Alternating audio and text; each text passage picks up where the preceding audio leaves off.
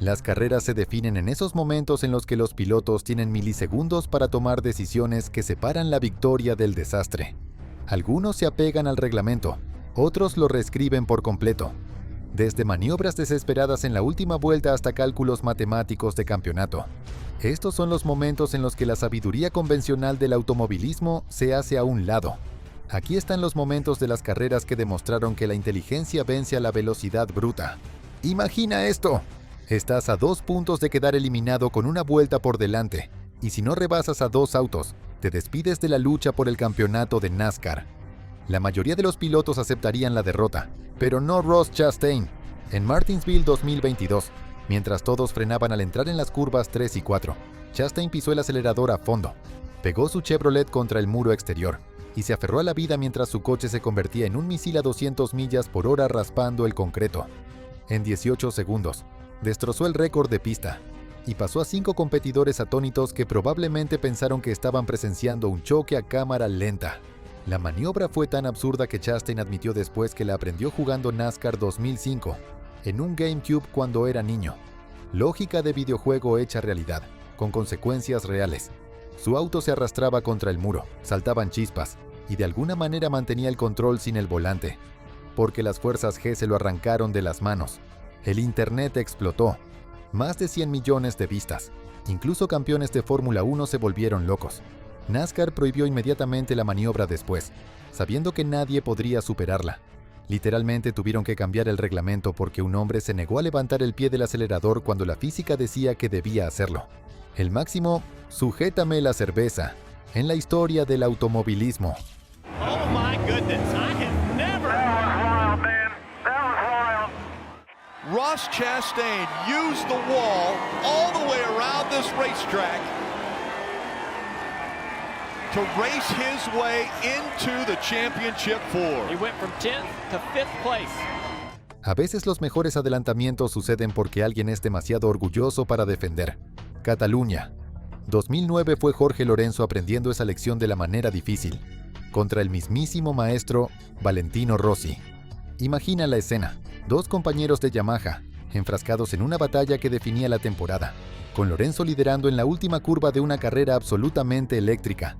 El español, con apenas 22 años, tenía la victoria en la bolsa, hasta que Rossi ejecutó una de las maniobras en la última curva más audaces en la historia de MotoGP. Lo mejor de todo, Lorenzo lo vio venir. Sabía que Rossi había hecho trucos similares antes, sabía que el italiano era letal al frenar, pero Lorenzo fue demasiado terco, demasiado confiado en su línea de carrera para cerrar la puerta. Más tarde admitió que fue demasiado arrogante para defenderse correctamente, básicamente regalándole a Rossi la oportunidad para esa legendaria maniobra. La movida no solo le robó la victoria, cambió todo el campeonato. Rossi se desató después de Cataluña, ganando 4 carreras más mientras Lorenzo solo consiguió 2.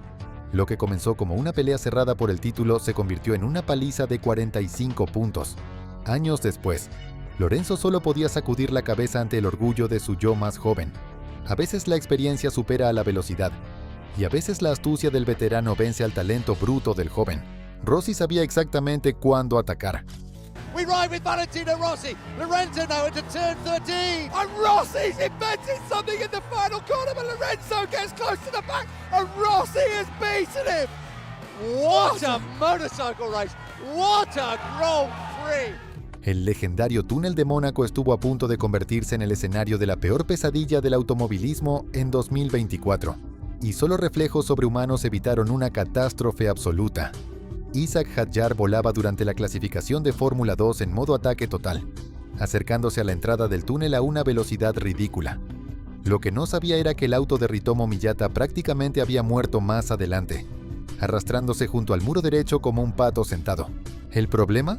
El túnel de Mónaco crea un punto ciego completo. Literalmente no puedes ver lo que viene hasta que es demasiado tarde. Hadjar llega rugiendo a la curva, y de repente, ahí está el auto de Miyata, avanzando quizás 50 km por hora mientras Hadjar va a más de 240. En esa fracción de segundo, la física dice que esto termina en desastre. Autos volando, barreras destruidas, carreras arruinadas. En cambio, Hadjar logra una reacción que desafía la capacidad humana. Tira su Campos a la izquierda tan violentamente que uno esperaría que el auto se partiera en 2. colándose por un hueco que no debería existir entre mi llanta y la pared del túnel.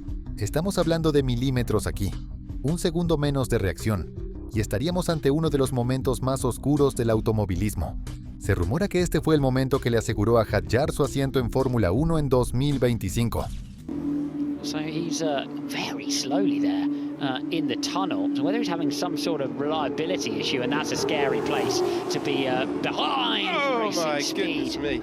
Las 24 horas de Nürburgring ya son un caos sobre 4 ruedas, pero Kevin Estre decidió que la hora 6 necesitaba una dosis extra de locura. Su maniobra sobre Dirk Müller no solo cambió el liderato, sino que redefinió lo que es posible cuando las carreras se vuelven desesperadas. El Mercedes Black Falcon de Müller había sido intocable durante 6 horas, construyendo lo que parecía una ventaja imposible de romper. Y entonces apareció Estre. El piloto de Mantei Porsche ya había borrado una desventaja de 11 segundos a base de pura agresión. Pero los verdaderos fuegos artificiales llegaron en la recta Döttinger-Höhe.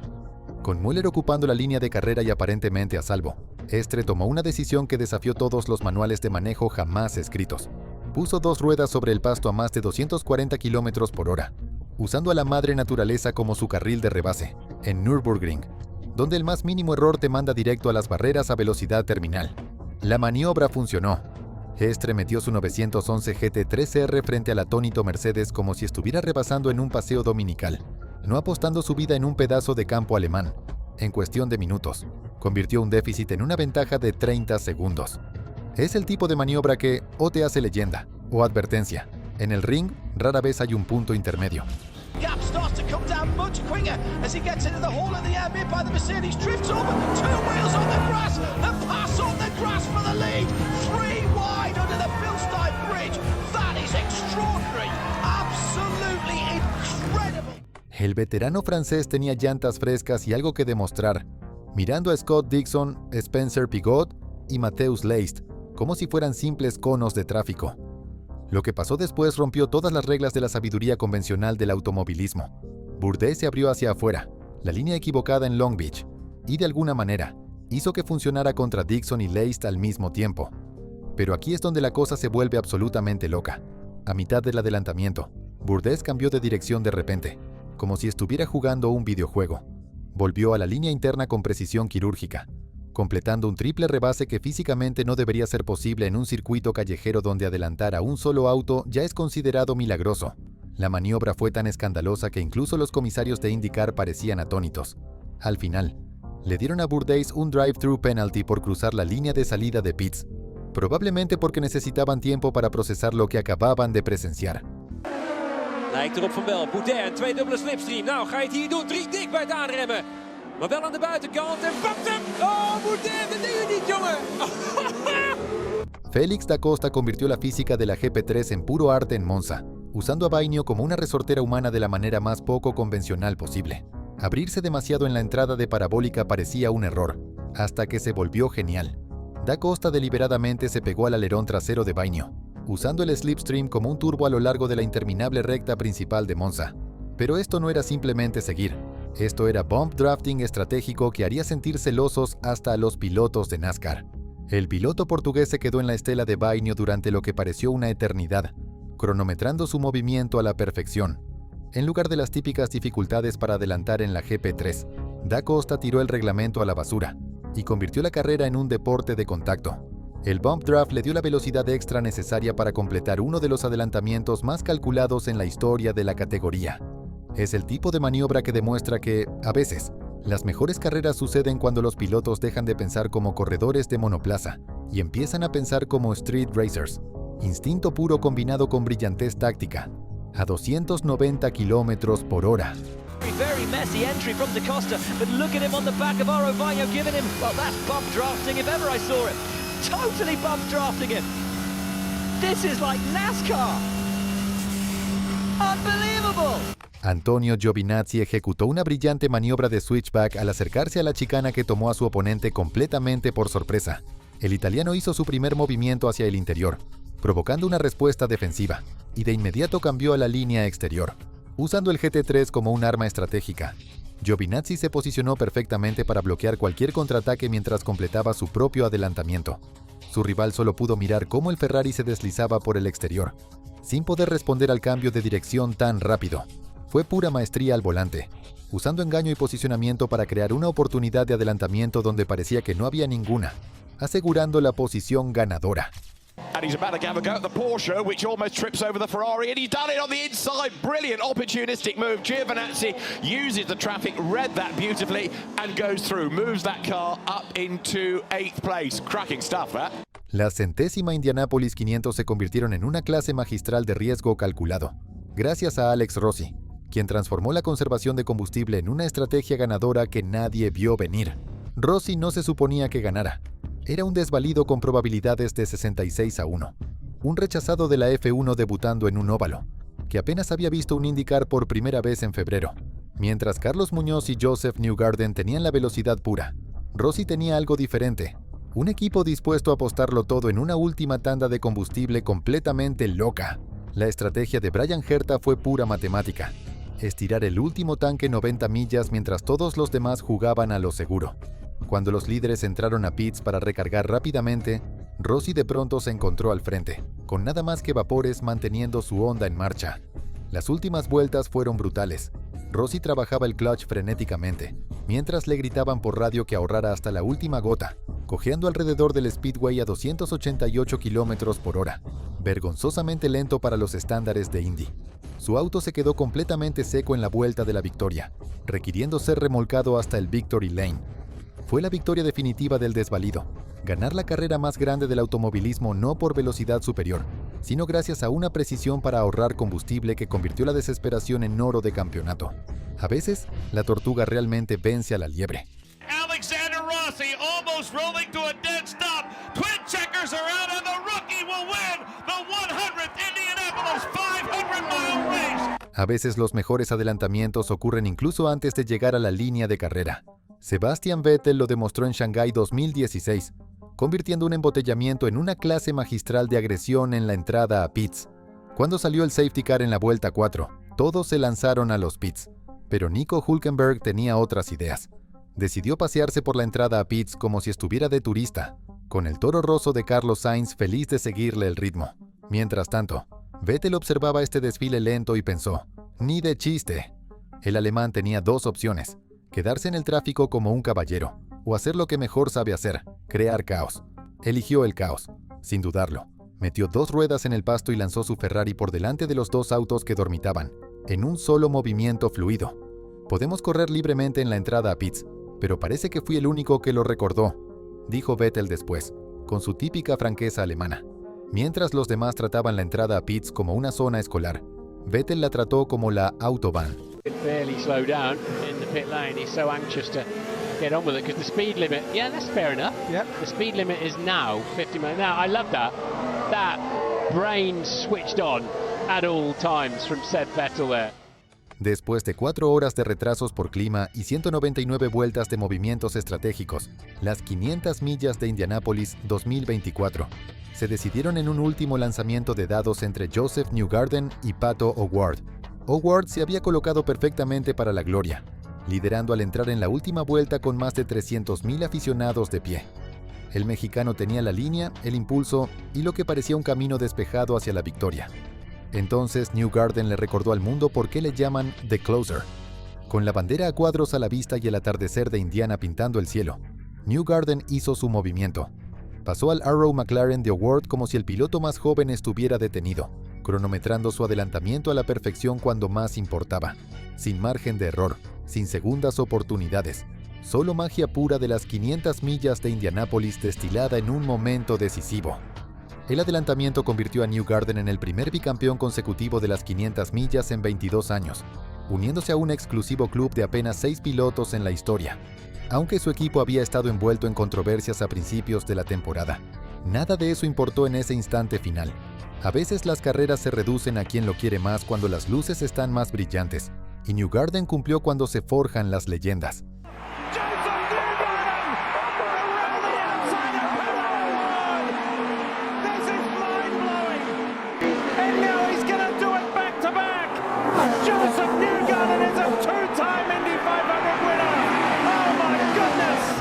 Las matemáticas del campeonato en Suzuka 1990 eran brutalmente simples. Si Prost no terminaba, Senna ganaba el título. El brasileño se aseguró de que esos números jugaran a su favor. Senna llegó al Gran Premio de Japón sabiendo exactamente lo que debía pasar. Después de su polémica descalificación el año anterior, que le costó el campeonato, esta vez no iba a dejar nada al azar. El rencor había estado hirviendo durante 12 meses. Curva 1, vuelta 1. Prost se posicionó en la línea de carrera como cualquier piloto lo haría. Senna tenía otros planes. Los datos de telemetría de Honda contaron toda la historia. Senna mantuvo el pie en el acelerador y se lanzó directamente contra el Ferrari de Prost, sin intentar frenar, sin intentar girar. Solo cálculo frío a 290 km/h. Ambos autos quedaron fuera. Carrera terminada para ambos pilotos. Campeonato decidido a favor de Senna sin completar siquiera una vuelta. Senna sostuvo su inocencia durante años, alegando que fue agresividad mal calculada. Eventualmente admitió la verdad. Fue una represalia deliberada por lo sucedido en 1989. Los comisarios nunca lo penalizaron, quizá influenciados por la controversia del año anterior. By being a racing driver means you are racing with other people. And if you no longer go for a gap that exists, you're no longer a racing driver. La São Paulo 300 se redujo a una última curva, una última oportunidad, y a James Hinchcliffe negándose a conformarse con el segundo lugar frente a Takuma Sato. Durante 299 vueltas, Sato había defendido su posición. El piloto japonés estaba a segundos de la victoria en las calles de São Paulo, con Hinchcliffe respirándole en la nuca pero aparentemente sin opciones. Los circuitos callejeros no ofrecen muchas oportunidades de adelantamiento, y la última curva parecía el paso más seguro de Sato hacia la bandera a cuadros. Hinchcliffe tenía otros planes. Al acercarse a la última curva de la última vuelta, el canadiense tomó una decisión que separa a los campeones de los demás. En lugar de aceptar la derrota, se lanzó por el interior con todo en juego. Lo que siguió fue puro instinto de carrera. Hinchcliffe metió su auto en un hueco que no debería haber existido, poniéndose a la par de Sato en el momento exacto en que más importaba. La maniobra estuvo perfectamente cronometrada. Demasiado temprano y Sato habría podido responder. Demasiado tarde y ya no habría pista. Cuando cruzaron la meta, Hinchcliffe había robado la victoria de las fauces de la derrota. A veces los mejores adelantamientos ocurren cuando literalmente no queda otro camino más que hacia adelante. Newgarden's out of the draft. Sato heads onto it. Newgarden on the inside of Andretti. And on the inside, Hinchcliffe is over and under. Oh, he is in the mayor's office. James Hinchcliffe runs it to the line. Will he have enough? And he wins his second one. Alexander Rossi se enfrentó a la pesadilla de cualquier piloto en Texas, cuando un auto giró sin control directamente frente a él en el óvalo de alta velocidad. A más de 320 km/h, el tiempo de reacción lo es todo y los errores son fatales. El auto que giró creó un bloqueo instantáneo, obligando a Rossi a hacer cálculos en una fracción de segundo mientras viajaba a velocidad terminal. En lugar de entrar en pánico o sobrecorregir, Rossi enhebró su auto a través del caos con precisión quirúrgica, esquivando los escombros giratorios por apenas unos centímetros. Get to the bottom. Oh, clear. Holy nice job, buddy. Nice job. Know how. Nor do I, but you did it. That's what matters. Sebastian Vettel convirtió la psicología en arte puro al volante en Barcelona 2017, desarmando a Valtteri Bottas con un triple amague digno de un manual sobre el engaño. Mercedes había desplegado a Bottas como su arma estratégica, manteniéndolo en pista más tiempo para retrasar a Vettel y darle tiempo precioso a Hamilton. El plan funcionaba perfectamente, hasta que Vettel decidió que ya había tenido suficiente de seguir al bloqueo finlandés. Al acercarse a la curva 1, Vettel comenzó su obra maestra. Primer amague hacia el interior. Bottas lo cubrió. Luego, un engaño hacia el exterior. Bottas volvió a moverse. A esas alturas, el piloto de Mercedes probablemente ya no sabía por dónde vendría el verdadero ataque, con la cabeza dando vueltas por los juegos mentales. Fue entonces cuando Vettel atacó. Después de vender 2 fintas convincentes, se comprometió a un tercer movimiento de regreso al interior, lanzándose por el hueco con las llantas rozando el pasto. Bottas, completamente sorprendido por la audacia, solo pudo mirar cómo el Ferrari pasaba a toda velocidad. He get a better run this time. Well, let's see. He's going to have to dummy him. He's going to have to pretend he's going right. And Sebastian Vettel goes onto the grass this time. Sebastian Vettel on the inside does manage to get past. Con 3 vueltas por delante en Indianápolis 2019, Alexander Rossi tenía el liderato y todo el impulso. Entonces Simon Pagenaud ejecutó una maniobra perfectamente cronometrada que lo decidió todo. Rossi había sido el piloto más rápido durante gran parte del último tramo, realizando adelantamientos agresivos y dando la impresión de que tenía la carrera bajo control. Pero Pagenaud había estado esperando, estudiando las líneas de Rossi y aguardando su oportunidad. En la vuelta 199, Pagenaud hizo su movimiento en la curva 3. No fue espectacular, solo una maniobra limpia y decisiva cuando más importaba. Rossi intentó contraatacar de inmediato en la última vuelta, acercándose lo suficiente para poner las cosas interesantes, pero nunca lo suficiente como para completar el rebase. Pagenaud mantuvo su posición en las últimas curvas, cruzando la meta apenas 0.2 segundos por delante. Fue el séptimo margen más cerrado en la historia de las 500, pero se sintió cómodo porque Pagenaud había controlado los momentos cruciales. El francés se convirtió en el primer piloto en ganar desde la pole desde 2009, y en el primer francés en ganar las 500 desde 1920.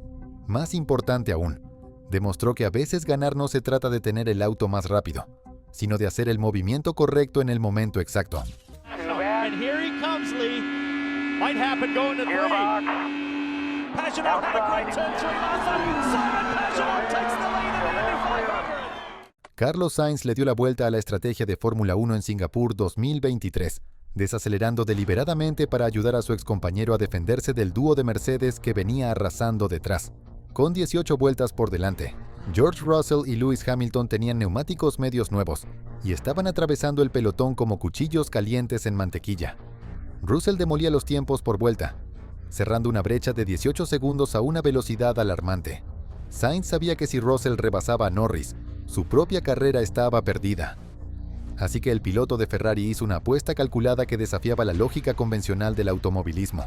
En lugar de abrir un hueco, Sainz desaceleró para mantener a Norris dentro del rango de DRS.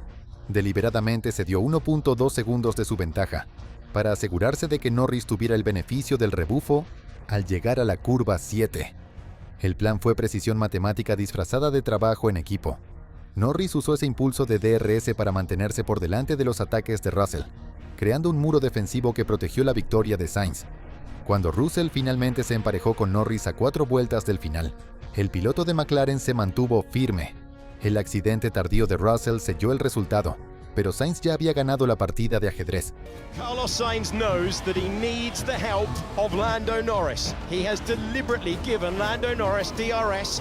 Carlos Sainz, tactical brilliance. Carlos Sainz, the winner of the Singapore Grand Prix. Estos momentos demuestran que ganar carreras no siempre se trata de tener el coche más rápido. A veces se trata de ver oportunidades que otros no ven, de hacer movimientos que otros no se atreven a intentar, o de calcular riesgos que otros no pueden soportar, ya sea con estrategia de combustible, guerra psicológica o puro tiempo de reacción. Los mejores pilotos encuentran maneras de ganar cuando las probabilidades están en su contra. En las carreras, las diferencias más pequeñas suelen producir a las leyendas más grandes. Esto fue Racers Reverie en español, y nos vemos en la próxima.